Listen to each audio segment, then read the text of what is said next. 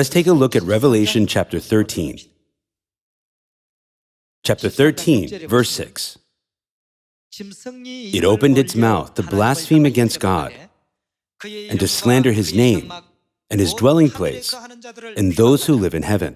It was given power to wage war against God's holy people and to conquer them.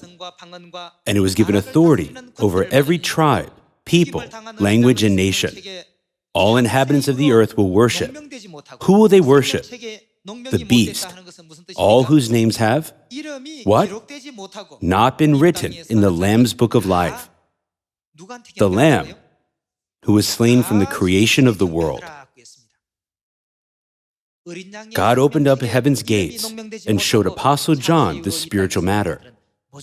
All those who live on this earth, since the creation of the world, are bound to serve Satan, all whose names are not recorded in the Lamb's book of life. It is written that these words are true and just. This scene is clearly mentioned in Revelation. This is why it makes us afraid. However, God has given us a very important method and weapon to defeat Satan. It is a spiritual weapon, right?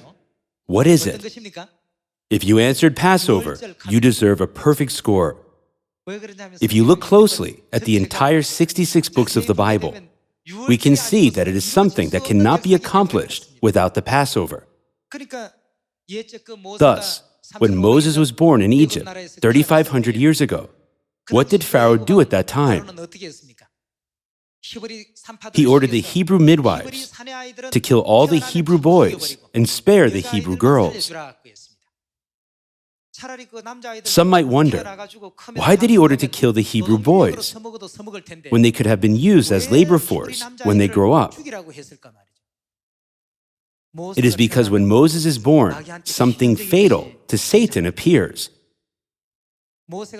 Satan knew what God would give through Moses, didn't he? God established the Passover through Moses. Satan wasn't afraid of one person named Moses. It was God's great power working through him that scared Satan. Satan was afraid thinking about God sending such power to this earth. What about during the time of Jesus?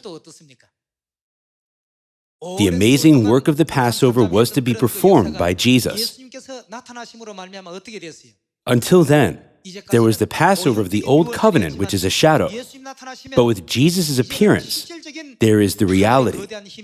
Even more explosive power of heaven was to be performed. Thus, Satan stirred up King Herod to kill all the boys who were 2 years old and under in Bethlehem and its vicinity.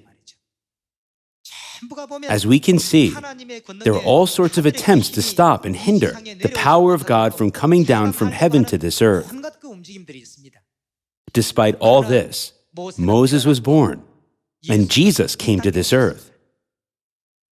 Jesus once said that what happens in heaven also happens on this earth.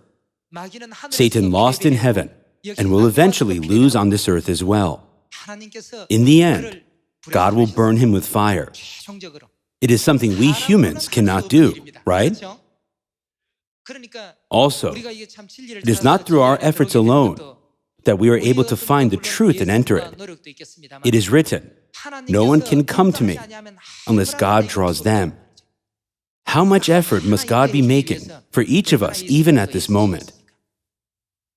Let us give thanks and glory to God for granting us such great blessings, that we can praise, understand, and realize Him today.